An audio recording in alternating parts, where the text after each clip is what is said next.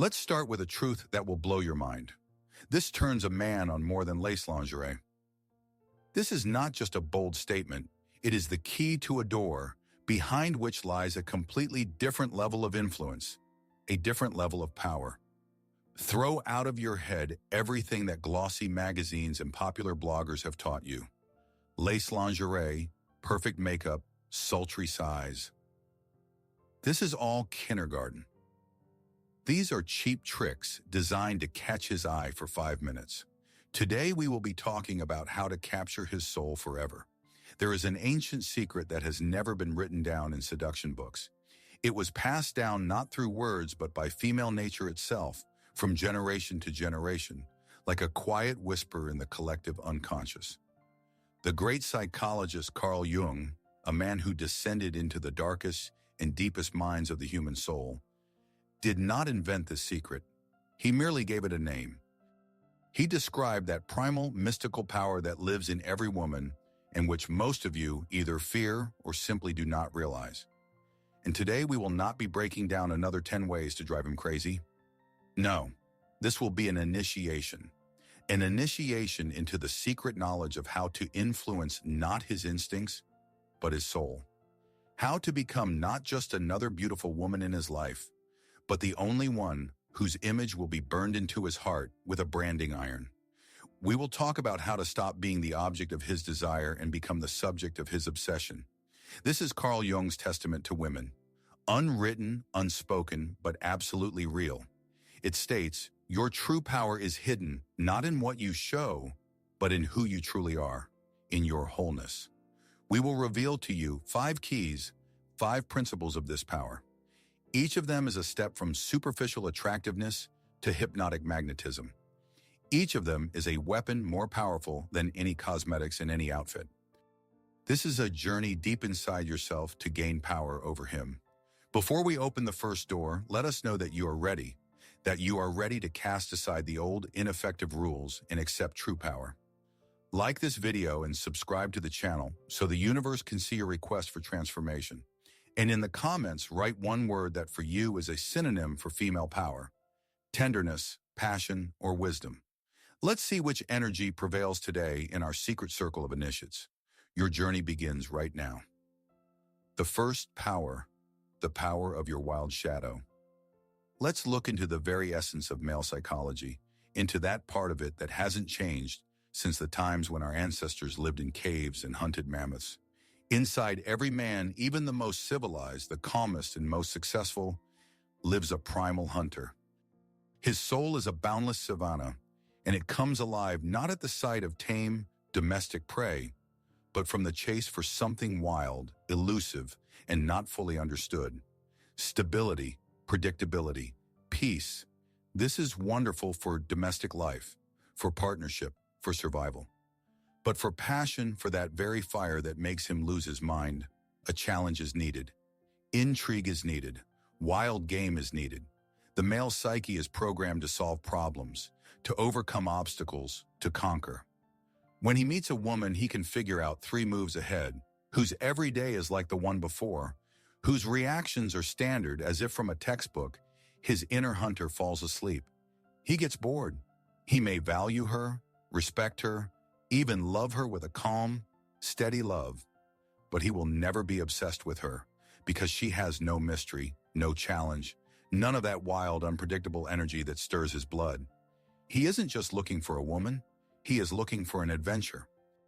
He is looking for the one who will make him feel alive again, make him strain all his efforts to figure her out, to earn her. Easy prey is never valued. It becomes a trophy that gathers dust on the wall. But the one that got off the hook, the one that slipped away at the last second, the one that showed her fangs, she is the one he will think about during sleepless nights. It is she he will desire with a primal, animalistic force. And now let's talk about the most common and most deadly trap that millions of women fall into, the good girl trap.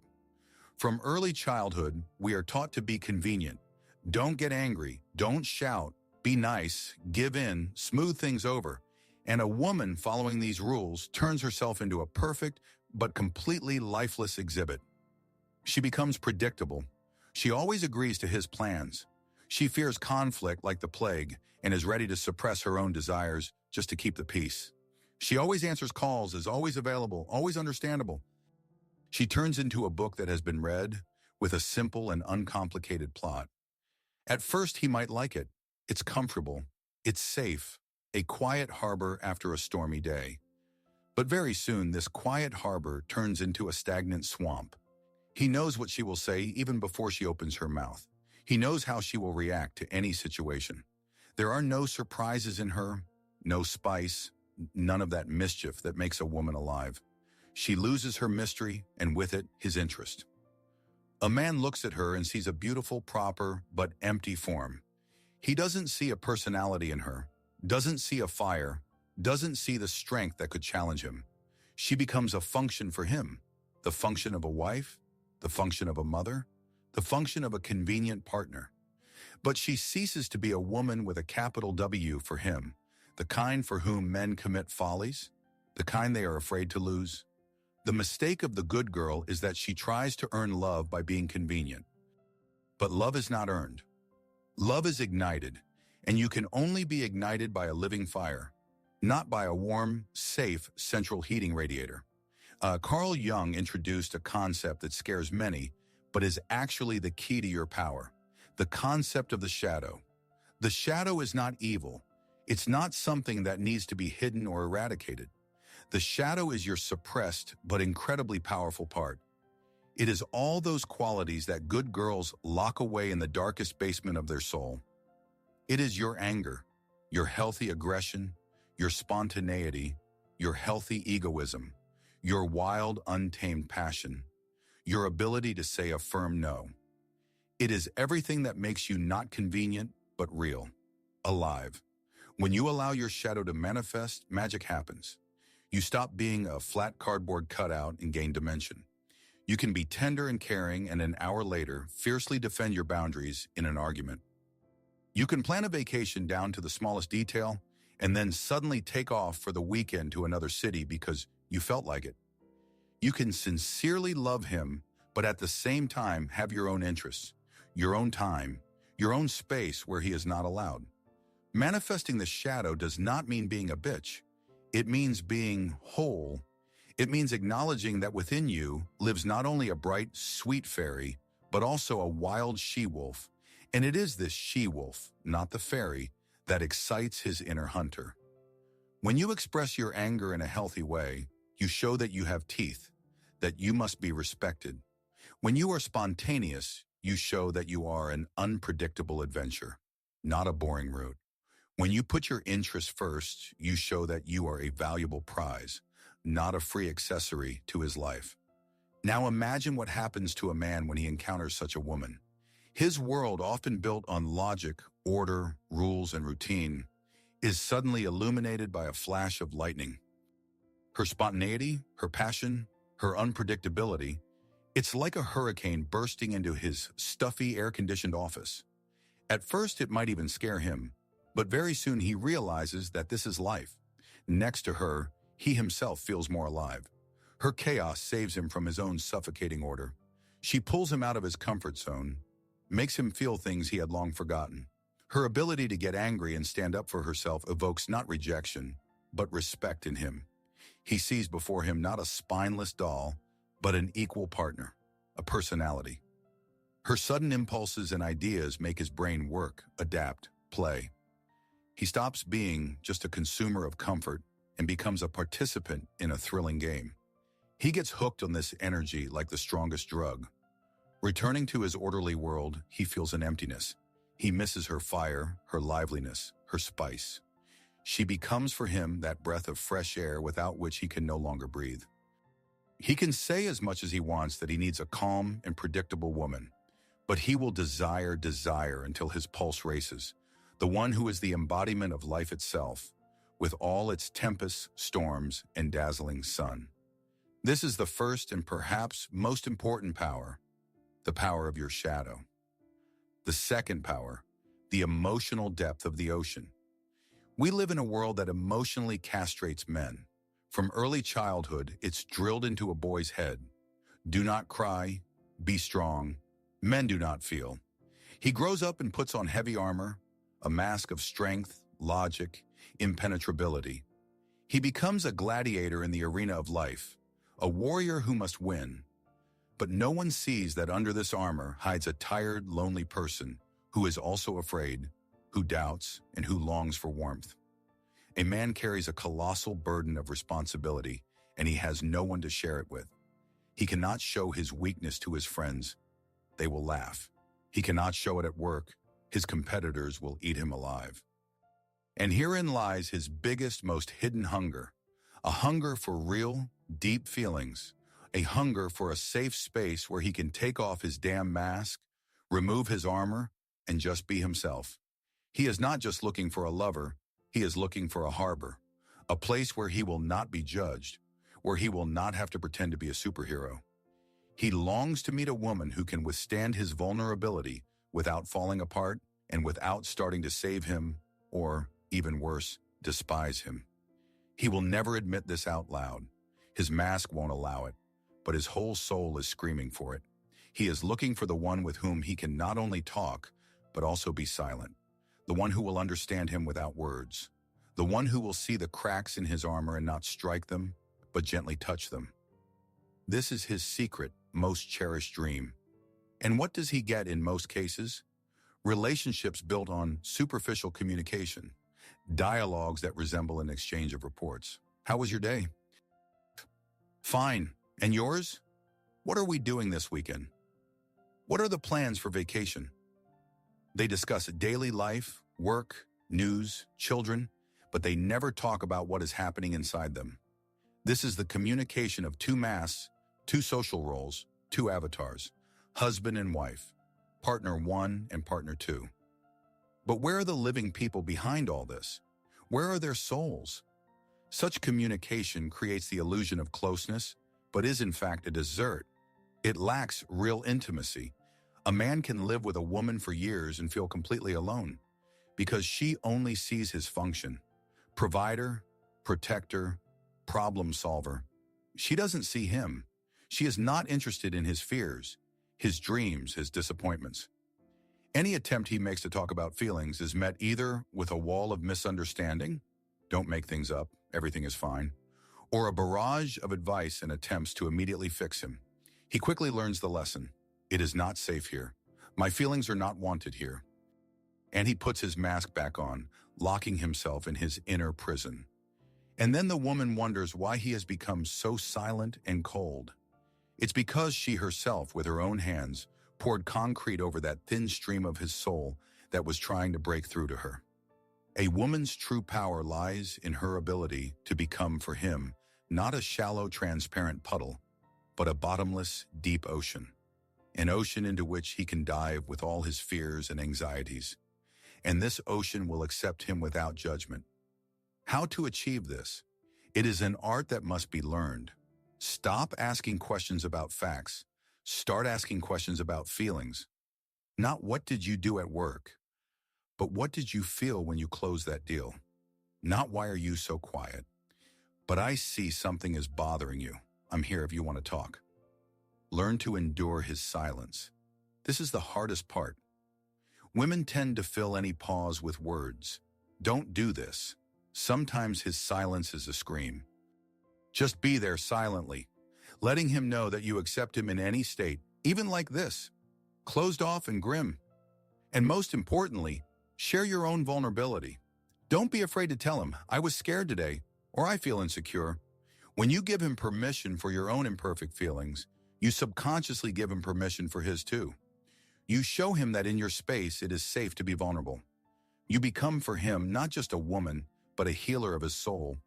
You give him what he gets nowhere else in the world, total unconditional acceptance. And then a miracle happens.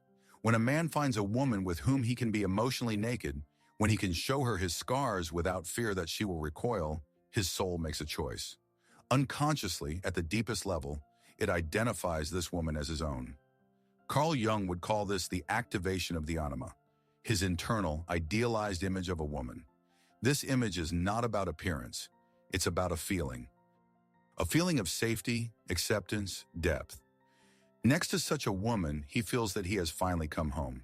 After a long, exhausting war, he has come to a place where he is loved not for his victories, but simply for who he is. This feeling is so powerful, so all-consuming, that it overrides any physical attraction. He may meet women who are more beautiful, younger, more successful, but his soul will be drawn to where it is at peace, where it is seen and accepted. He becomes addicted to this feeling. This is no longer just love or passion, it is a fundamental need of his soul. He looks at you and sees not just a woman. He sees salvation. He sees peace. He sees his home, and he will fight for this home until his last breath. This is the second power, the power of your emotional depth. The third power, your own universe.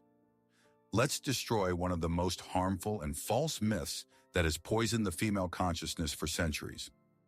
The myth that men are looking for weak, helpless, submissive women. The damsel in distress is a wonderful plot for a fairy tale, but in real life it leads to disaster. Yes, a man can rescue a weak woman. It will please his ego, allow him to feel like a hero. But will he desire her? Will he admire her? Will he see her as an equal queen, worthy of sharing his throne? Never. Rescuing and desiring are two different poles. He may care for her as he would a child or a pet, but passion, true adult attraction, is born from respect. And you can only respect an equal. The paradox of male desire is that he is truly, to the point of trembling, drawn to strength, not to masculine, aggressive strength, but to feminine strength, confident, self-sufficient, whole. He doesn't need a servant who will hang on his every word. He needs a queen who has her own kingdom, a woman who doesn't need him for survival but chooses him for a joint flight. He wants to see next to him not a weakness that needs to be protected, but a strength that will inspire him and challenge him. And here we come to the most tragic mistake a woman makes when entering a relationship. She begins to slowly but surely dissolve into the man. She gives up her hobbies because he doesn't have time for them. She sees her friends less often because he wants to spend all evenings together. She abandons her career goals because family is more important. Step by step, she cuts off pieces of her personality, her universe, and places them on the altar of the relationship. She thinks this is love and self-sacrifice. In reality, it is a slow suicide. She ceases to be a separate, interesting planet and becomes a small, dim satellite orbiting him.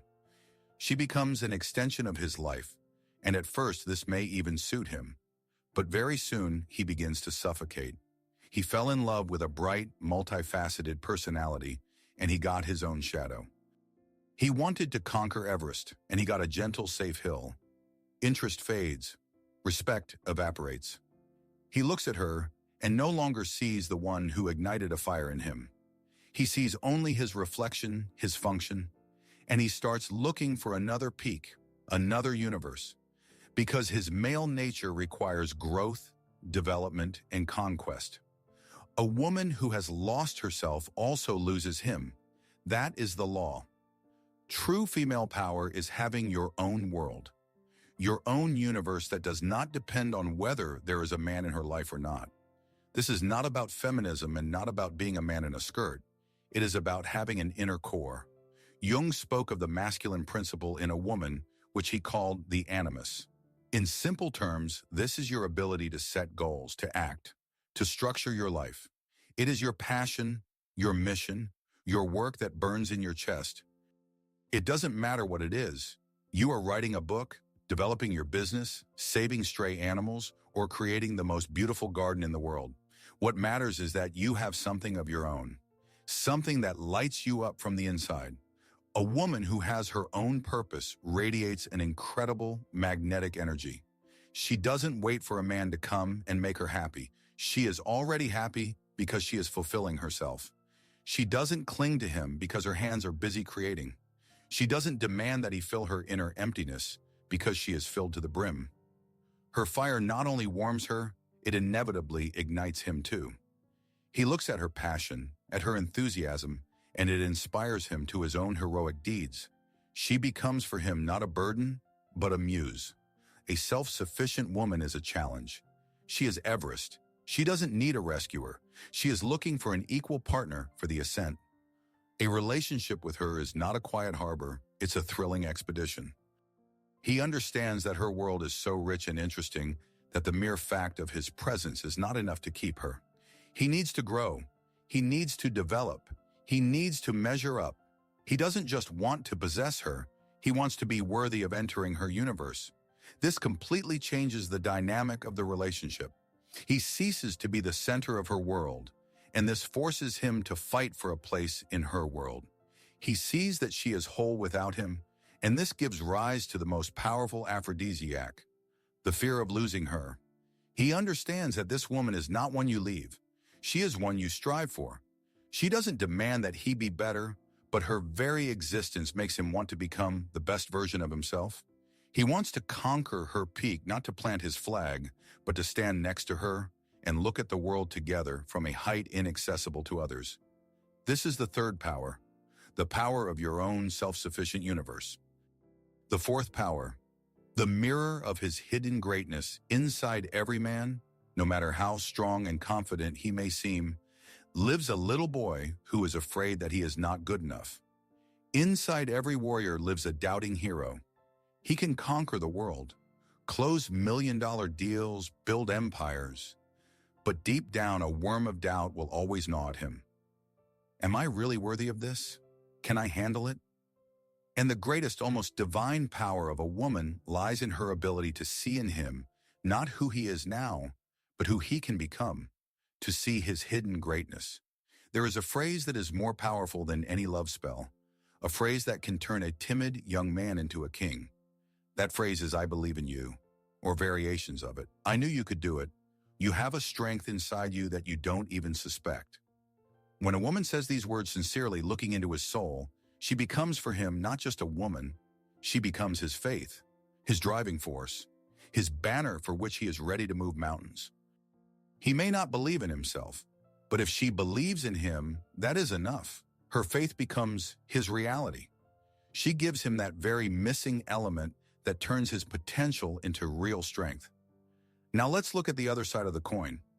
At the most destructive mistake a woman can make, she decides to improve him. She sees his flaws and begins to fix them. She turns into a nagging mother. "Why do you earn so little? Why can't you hang this shelf? Look at my friend's husband. Now that's a real man." Every such word is a small, poisonous nail that she drives into the lid of his masculinity's coffin. She thinks she is motivating him. In reality, she is castrating him, psychologically. A man who is constantly criticized compared to others, nagged, reacts in one of three ways.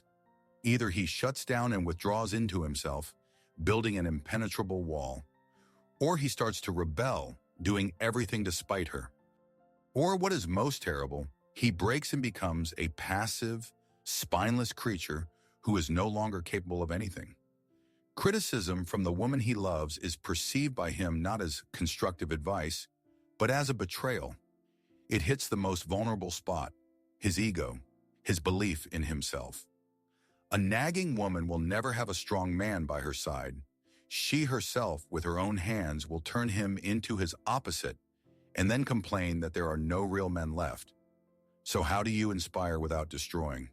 You need to become for him not a distorted mirror that magnifies his flaws, but a magic mirror that reflects his hidden greatness. This is a subtle art.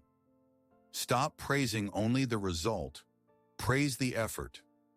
Not "good job on getting the bonus," but "I saw how hard you worked for this. I admire your persistence." This is 100 times more valuable. Notice his strengths, which he may have forgotten about himself. "You know, I love your sense of humor. You can make me laugh even on the hardest day. You handled that difficult situation so calmly and wisely. You have a real core of strength. Inspire, don't demand. Not you should earn more, but I believe that with your mind and talent, you are capable of achieving incredible heights, and I will be there to support you." You don't tell him what to do. You show him who he can be. You become the mirror he wants to look into, because in this mirror, he sees not his failures, but his limitless potential. And then the magic known as the Pygmalion effect kicks in. A person strives to match the image that significant people in his life see in him. Your belief in him becomes a self-fulfilling prophecy. He begins to see himself through your eyes. He begins to believe in his greatness because you believe in it. He squares his shoulders. His voice becomes more confident. His actions, bolder. He becomes the best version of himself, not because you forced him, but because you allowed him to believe in it. And he gets hooked on this state. He becomes dependent not on you, but on who he is when he is with you. He realizes that with no other woman has he ever felt so strong, so capable, so great. You become for him the source of his own strength, and to lose you means to lose access to the best version of himself. This is the strongest bond that can possibly be created. He will protect you like his most precious talisman, because you are not just a woman who loves him, you are the woman who created him. This is the fourth most creative power, the power of your magic mirror. The fifth power, the gift of sacred mystery. Let's return to the very essence of male nature. A man is Columbus. His soul is a caravel that forever strives for new unexplored shores. He is drawn not to what is already on the map, but to the blank spots. He is thrilled by mystery, by enigma, by the promise of discovery. As soon as all the territory is explored, all the islands discovered, all the treasures found, his ship raises anchor and sets off in search of new lands. This is neither good nor bad, it is his nature. Now let's apply this metaphor to relationships. A woman who is completely open, completely understood, completely predictable, is a map that has been studied inside and out. He knows her every bay, her every reef. There is no more mystery in her. There is no more promise of discovery. She becomes familiar, dear to him, but she ceases to be exciting. Attraction, like an explorer's curiosity, is fed by the unknown. As soon as the unknown disappears, the attraction fades. Therefore, a woman's greatest power is the ability to always remain for him a partially unsolved universe, one in which there are always new unexplored galaxies. Modern culture has elevated total transparency and honesty to a cult. There should be no secrets in a relationship. We should share everything. And this is another diabolical trap. Yes, honesty in fundamental things, fidelity, values, life plans, is absolutely necessary. But total transparency, where you dump every thought, every fleeting feeling, every fear onto him, is a curse. It kills passion at its root. A woman who has become an open book for him loses her dimension, her depth. She has no personal, inner space left. She is like a house without walls where everything is on display. There is no intrigue in this. There is no magic in this. There is nothing for the man to figure out. There is nothing for him to think about when he is alone. He knows everything about her. He knows what she thinks of his mother, what she feels when she watches a melodrama, what she will talk about with her friend on the phone. She becomes as simple and understandable as 2 + 2. And simplicity and clarity are the opposites of passion. Passion lives in the shadows, in halftones and understatement. It is born from the desire to peek behind the curtain, to learn what is hidden. When there is no curtain, the desire dies. So what should you do? Deceive? Hide things? No. This is not about deception. This is about the art of maintaining your inner garden. This is your personal sacred space where you are not obligated to let anyone in, not even the man you love most. These are your thoughts that you ponder in solitude. These are your feelings that you are in no hurry to immediately voice. These are your little rituals that belong only to you. Whether it's a morning meditation, keeping a diary, or a walk alone with your favorite music. These are not secrets from him. These are secrets for yourself. The presence of this inner garden creates an aura of mystery and depth around you. He looks at you and feels that behind your eyes, a whole life is happening that he doesn't know everything about. He sees you lost in thought, and his brain starts working. What is she thinking about? What is she feeling? This creates intrigue. It forces him to be more attentive, to study you, to try to understand. You stop being just his woman. You become a separate, self-sufficient individual with your own rich and complex inner world. And he desperately wants an invitation into this world, not to barge in, but to earn the right to enter. When a woman masters this art, she becomes an eternal enigma for a man. He can live with her for 5, 10, 20 years, but he will always have the feeling that he doesn't know her completely, that there are still unexplored depths in her, secret rooms whose existence he never even suspected. Today she is one way, tomorrow, another. Not because she is playing roles, but because she is alive, changing, evolving. Her inner world does not stand still. It is constantly growing and becoming more complex. And this drives him crazy, in the best possible way. He can never get enough of her. He can never say, "That's it, I figured her out, game over." The game is never over. She becomes for him not a final destination, but an eternal, thrilling journey. He is always in a state of light, pleasant tension. He is always a bit of an explorer, always a bit of a hunter. His interest does not fade over the years, but, on the contrary, transforms into a deep, meaningful desire to get to know her again and again. He understands that a whole lifetime will not be enough to solve this woman, and this makes her the most valuable, the most desired, the most irreplaceable. This is the fifth most mystical power, the power of your sacred mystery. We have walked this path together. We have opened 5 doors behind which lies your true irresistible power. Let's recall them. The first, the power of your wild shadow, which turns you from a boring good girl into a thrilling adventure. The second, the power of your emotional depth, which makes you not just a lover, but a home for his soul. The third, the power of your own universe, which transforms you from a needy satellite into a self-sufficient queen they want to conquer. The fourth, the power of your magic mirror, which makes you not a critic, but the creator of his best version. And the fifth, the power of your sacred mystery, which turns you not into a red book, but into an eternal enigma he will spend his whole life solving. And now that you know about these 5 pillars, you must understand the most important thing. All of this is not manipulation techniques. These are not tricks to be memorized and applied. These are the natural manifestations of a whole, deep, loving, and most importantly, self-respecting woman. This is not what you do. This is who you become. Let's go back to where we started. To the lace lingerie, it's beautiful, it's seductive, but it's just the wrapping paper. A woman's true power is not in the wrapping, but in the gift itself, in its depth, multifaceted nature, and infinite value. Lace lingerie excites his body for one night. Your wholeness, your shadow, your depth, your universe, your faith, and your mystery. This is what excites his soul for a lifetime. Now stop for a second. Press pause if you need to, and answer yourself honestly, not in the comments, but for yourself, in the silence of your soul. Which of these 5 powers are you most afraid to manifest? The power of your wild shadow? Or perhaps you're scared to build your own universe? Your honest answer is not a reason for self-flagellation. It is your point of growth. It is the door you need to walk through to find your full power. Thank you for walking this path with us and entrusting us with your attention. Do not forget that knowledge without action is useless. Start applying this today, not for him, for yourself.